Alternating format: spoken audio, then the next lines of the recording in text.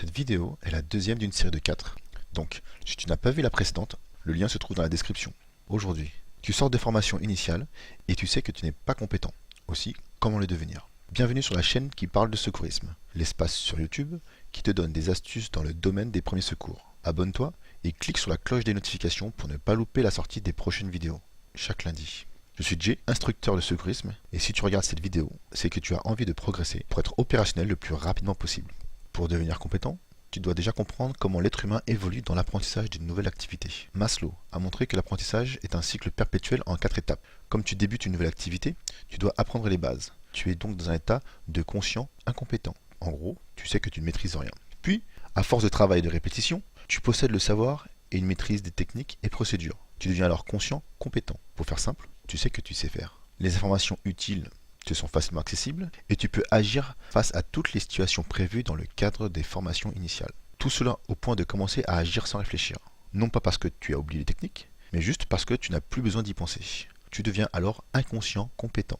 C'est-à-dire que tu ne sais pas que tu sais et maîtrises ton sujet. Cependant, si tes connaissances ne sont pas rappelées ou réutilisées, le processus d'oubli entre en action. Tu vas petit à petit oublier en premier les informations les moins bien enregistrées en formation initiale, puis celles que tu utilises le moins, et une partie des informations principales.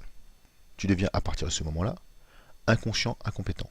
C'est-à-dire que tu penses maîtriser le sujet, mais en réalité, en plus d'avoir oublié une partie des connaissances, tu ne sais plus mettre en place une partie des techniques. Pour te donner une idée de ton niveau, 2 questions. 1.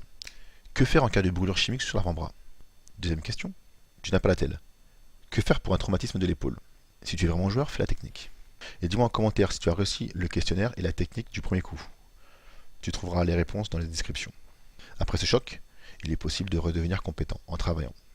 La boucle est ainsi bouclée. Au final, il n'y a pas de secret. Si tu veux progresser, il faut pratiquer et toujours se remettre en question. Tu dois revoir la théorie. Si, sur poste, c'est possible. Pratiquer sur le terrain et lors de manœuvres pour améliorer tes techniques et ta capacité d'adaptation. Maintenant, on sait que l'apprentissage est un cycle perpétuel en 4 étapes que l'on retrouve dans toutes les activités. L'idéal est de toujours rester dans les zones compétents, conscient ou inconscient.